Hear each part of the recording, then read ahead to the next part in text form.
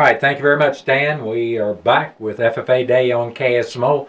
I have our fifth group of illustrious ag education students and FFA members here with me, and they're going to do a fine job, as have their predecessors today.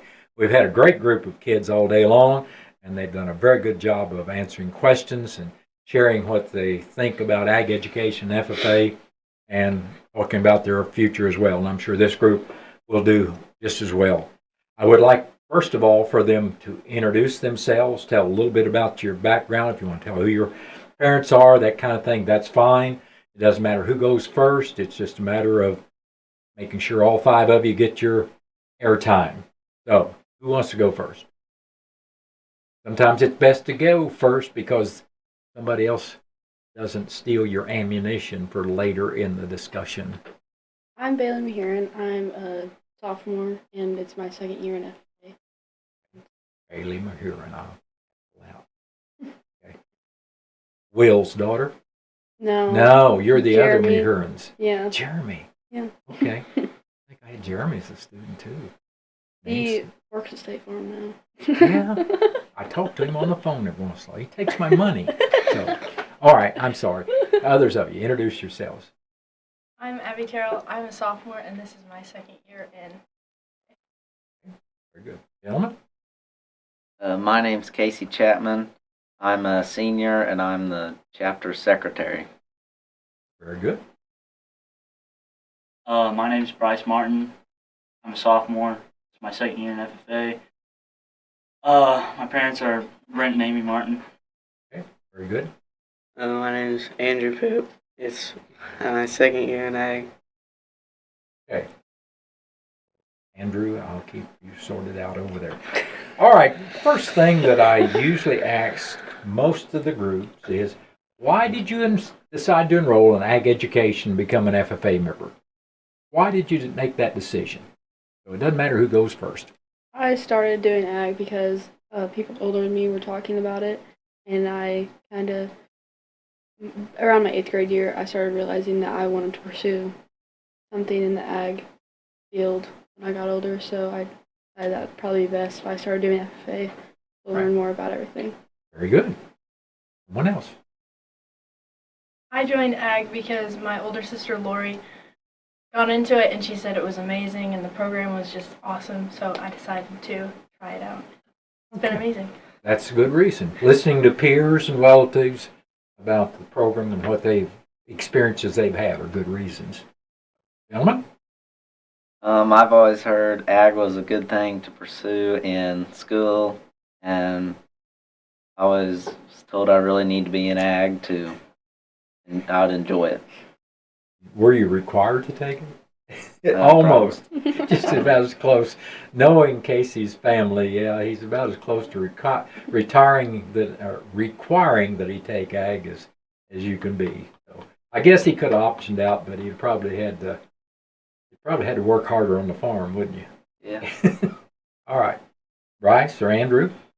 I joined ag because I showed pigs for a long time before 8th grade, and I just thought it was the next step to pursuing something in the ag.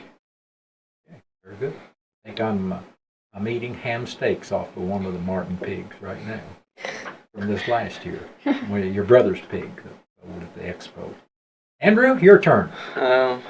I did ag because I live on our farm and work on our farm, and I like to do that after high school, and I figured ag was a good thing to take for high school for getting into that. Help you get prepared for after high school. All right, that's a good reason. Switch topics just a little bit. What's been, in your experience, because I think everybody was all the way from a second to a fourth year ag student. What's been your favorite FFA activities? What have you, and why? I went to the state convention, and a lot of people probably say that their favorite is national convention, but I like state convention more, and it just gave me a lot of opportunities to meet new people, and it was smaller, so it wasn't as much people, but I still got opportunities to meet new people, and it was really cool. So that was Yeah. my favorite thing. There's a lot of hecticness about national convention. Yeah, and state convention just had a little bit less. Of A little that. more laid back. Yeah. I can identify with that and agree with it. All right, somebody else, your favorite. My favorite is also state convention, and when we got to go there, we got to like compete in our contest. I think that was a lot of fun compared to like national convention. You don't really compete in anything. National convention is also really fun. Oh yeah, it's quite a big deal. Quite a big deal. Now you all, I'll let you all go on, and I'll just.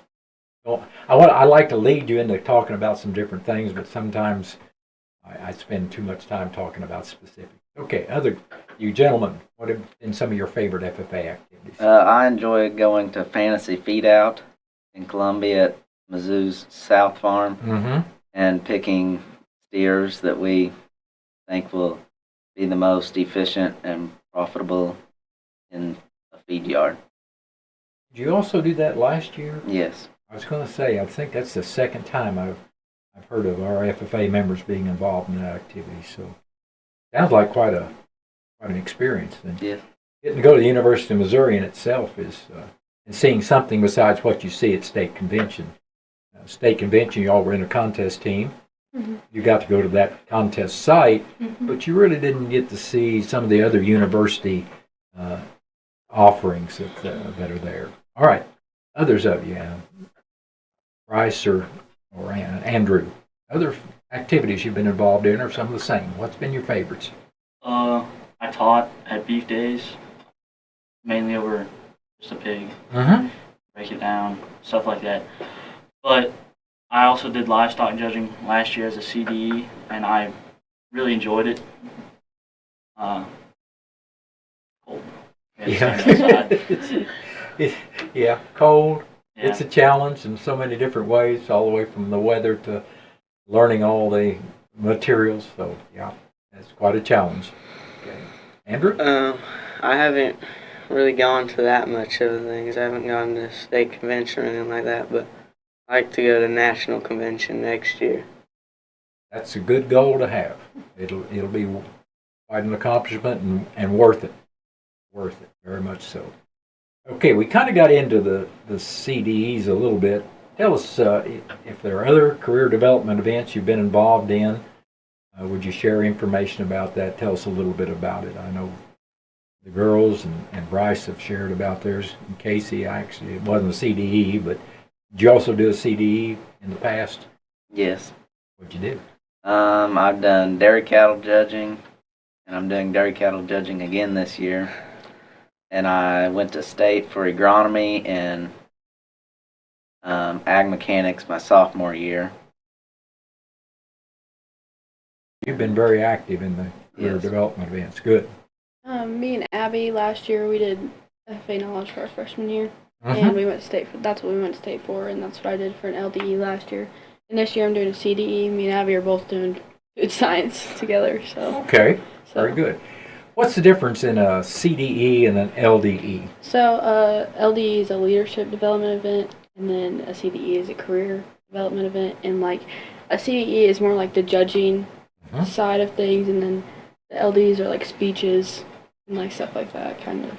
So LDEs, another way to put it too, and you've described it just perfectly, but the LDEs are about developing your individual skills, communication, presence from a group, whereas career development events are more on developing your technical knowledge and abilities with whether it's animals or some particular product or like agronomy that whoever mentioned agronomy, I'm sorry, Casey did.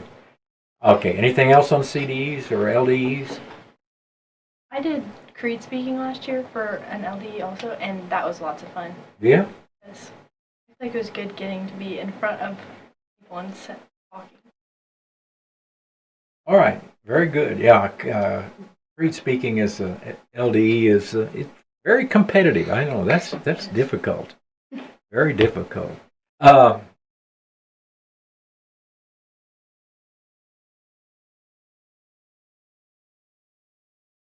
What have you found to be the most challenging about ag education and FFA? I would say that like contest season, because that's when it starts, like, well, not everybody does contests, but if you do contests, that's like a really like hard time. Like right now, we still haven't necessarily studied for our contest that we have tomorrow for food science. And well, we had one contest last year for food science, but that was it. And Mother Nature, it's kind of like in most of the sessions today. I've talked about the fact that we were actually scheduled to do this about 2.5 weeks ago, and then Mother Nature came along and said, "Hey, I'm going to put some ice and snow down, and you guys are going to miss all that school, and then we're going to get farther behind on getting prepared for our CDEs, our LDEs." But it seems to me like that's so very common that we lose time in January or December when we need to be getting those CDEs and LDEs started, and you got to respond. We have to perform under difficult situations, and that's what we're to. All right, going with that. Somebody else want to talk about that particular area? No? Okay. That was, I fell behind here on marking myself off. And I know y'all are young and you remember everything you've done, and this is my, excuse time. What's been the most challenging, most difficult for you? Like, just the competitiveness of the CDE stuff. But, like, other than that, it's just been a lot of fun. Like, it's just, because that's the only time that I really, like, struggle is when it gets competitive in CDEs and, like, having learned, like, remembering to study and stuff. That was Okay, really it. you said it's the most fun. Fun, usually people hear somebody say, it was a fun activity, it's fun to do, and they think you're just goofing off. Is that the situation? No. No. Radio listeners, they're all shaking their heads to the negative. No, that's not what we mean by fun in Ag Education FFA. What do we mean that it's fun? Like, doing something you enjoy. Yeah. Like, spending time doing what you enjoy. And it doesn't, like, mean you're goofing off. It just means that, like, you're doing what you like and you're having fun doing it with your peers and stuff like that. And that's an important part of Ag Education FFA is enjoying being with your peers. That's been brought out by several of the groups today, and here we are at the almost to the end of third quarter. I think they said it ends Friday, and does it seem possible that first 3 quarters of this school year is over with? You've only got Casey, you're a senior. Yeah. Oh, it's sad. He's only got 1 quarter of high school left. Does it seem possible? The last 3 3/4 year just kind of eased by, or was it pretty well a blur? They seem fast now, but they weren't then. Yeah, exactly. And it's kind of like the fun deal. I like to tie those together. Things go by pretty fast if you're enjoying yourself, if you're having fun. And the fun we're talking about here is where you're enjoying what you're doing. You're enjoying the topic, the subject that you're working with. You're enjoying being with your peers and the new friends you found in Ag Education that you didn't have beforehand. And I'm doing too much talking, and I need to get you guys sharing those very points that I'm attempting to make with us. Anything else along that line? Let's. I don't think you really shared very much about your supervised agriculture experience, did you? No. Let's tell our listeners and our viewers, what do you have for your SAE? Supervised agriculture experience is some outside of class time activity that students in ag education are required to have. It is to be agriculture related, and generally it is, but once in a while we we have a pretty broad definition sometimes of what can qualify as an SAE enterprise.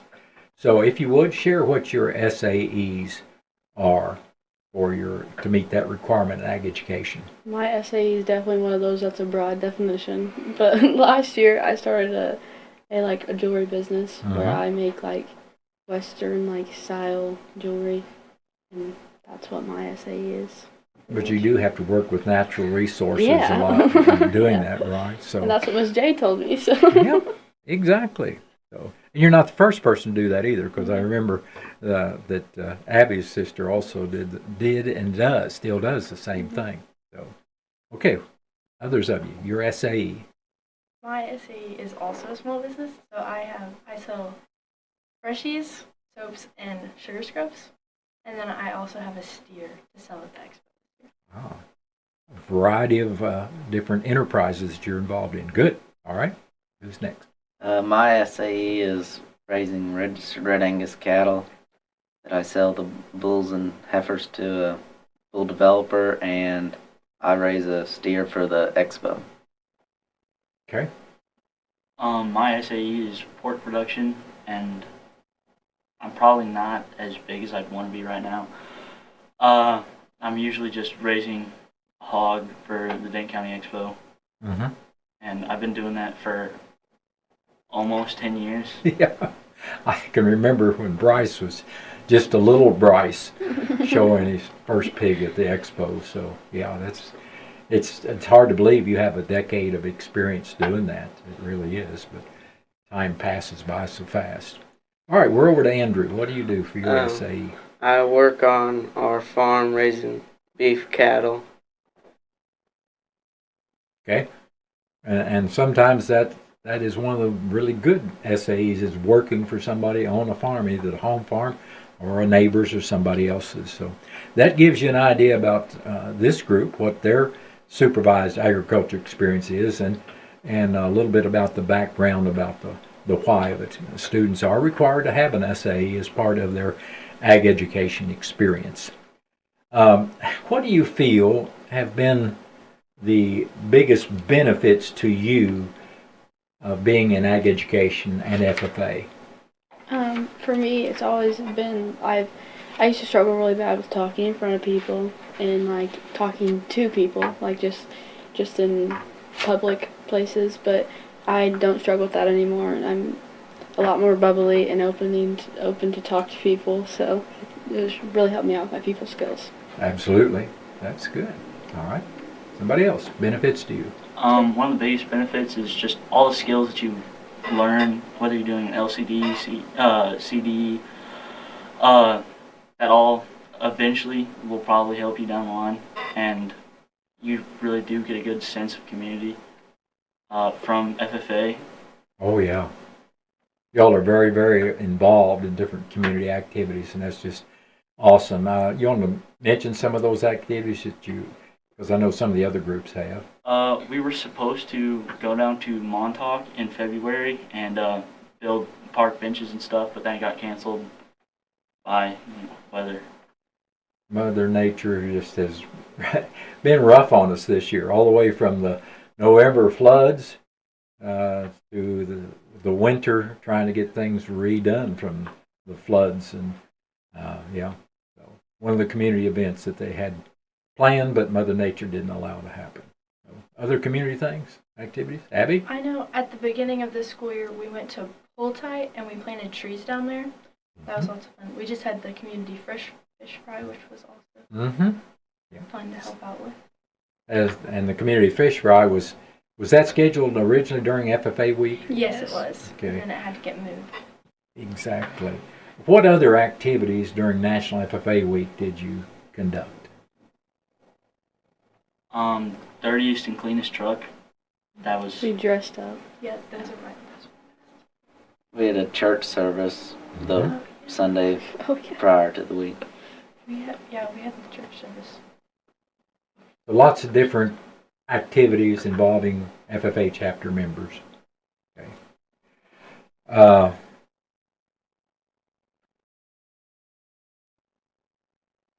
Others of you, other benefits. We kind of got sidetracked a little bit there, but I think we were talking about the benefits to you individually that Ag Education FFA have provided.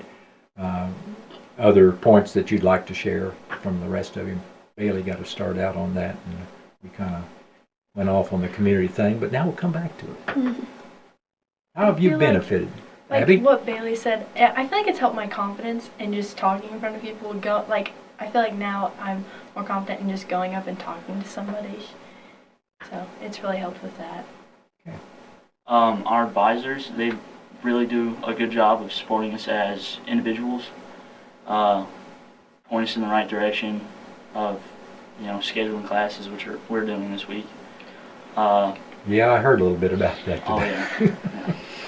And they try to get everyone included, and usually it's a personal opinion, personal thing if you don't want to, and they really don't try and force people into it. Here's an opportunity. Take it if you'd like to. Yeah, that's good. Yeah, they do an excellent job with those types of events and activities and involvement. So, all right. Anything else to add?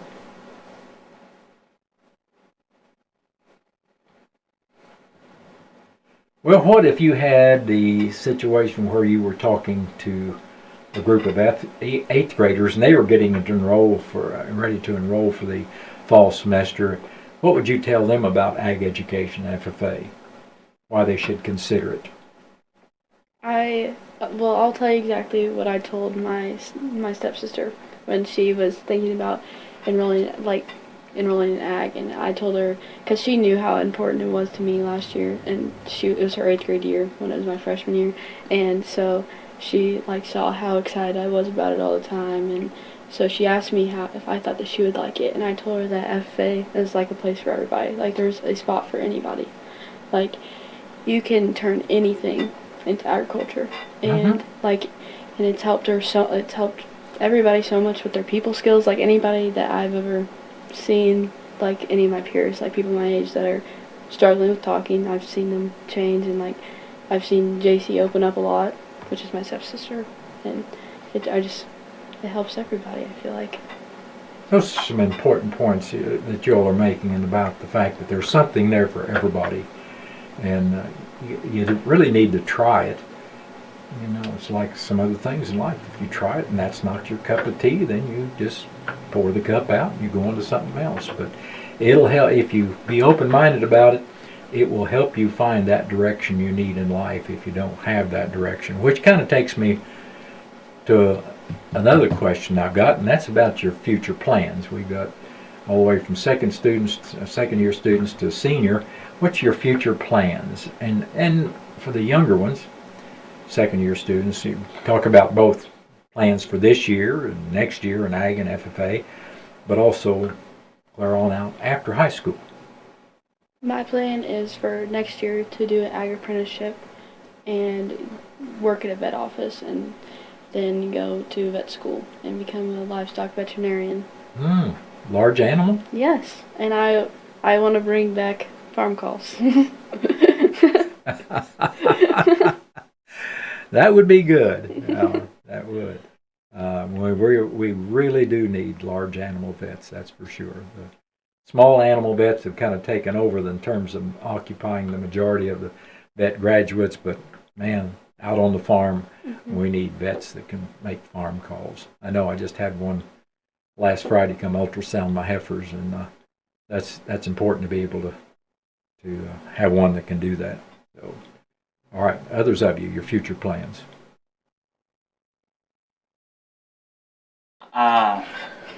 Next year, I do want to take ag small engine repair. Mm-hmm.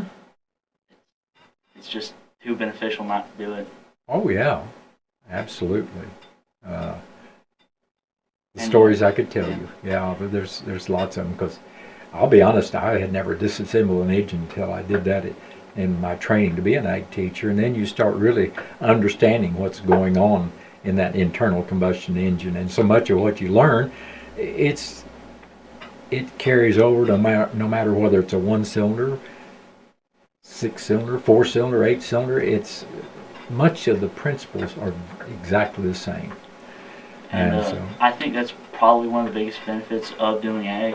Once you get past ag 2, you have construction, structures, small engine repair, wildlife, fish and wildlife. A lot of really good class like vet science. It's all so beneficial. If you can learn it, you should definitely learn it. Bryce, thank you for bringing up those other classes, because I'll be honest, we've not really mentioned the wide variety of topical areas in agriculture that are available in your classes here at Salem High School. So I'm really glad you made that point. I'm sorry we don't have them included in all the other sessions, but at least they got them out of this session. You guys did very good, very good. Others, future plans. That's what we're dealing with. My future plans are to help my family on their farm and continue growing my cow herd of. That's it.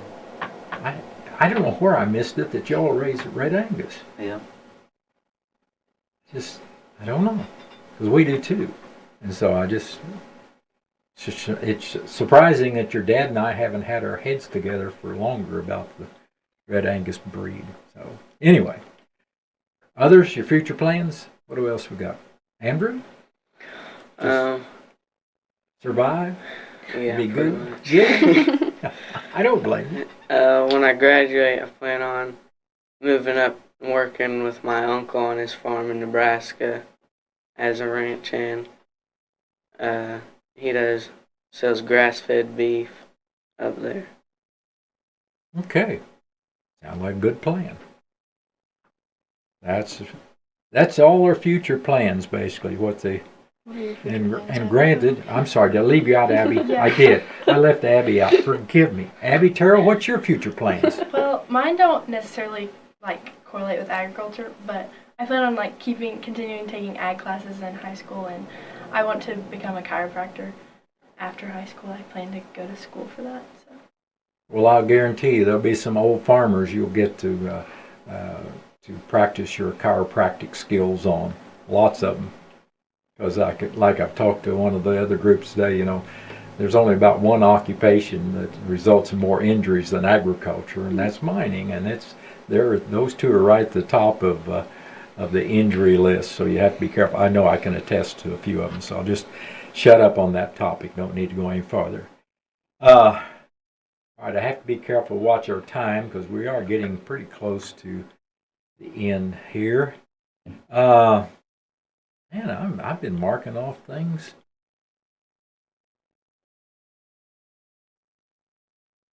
All right. Are there other things that you can say about ag education and FFA that you'd like to make sure that our listeners, our viewers on the internet, that they have a little knowledge or background that you'd like to share with them? That kind of makes sense when I'm trying to ask. It's something we haven't dealt with, yet it's related to your involvement in ag education and FFA, and you'd like to make sure our listeners and our viewers know a little bit about that. Oh, they're all giving me that. It will be the best class you'll ever take throughout your whole class, all your school. It'll be the most. You'll get the most from it. I second that. It's just fun. It's the most fun too, because it actually relates to stuff that you're going to end up eventually using, and even if you don't directly use it, like Abby said, how does that still benefit you? small motors. It translates over to bigger ones. Yes, and Abby's, if she becomes when Abby becomes a chiropractor, she's got to communicate with people.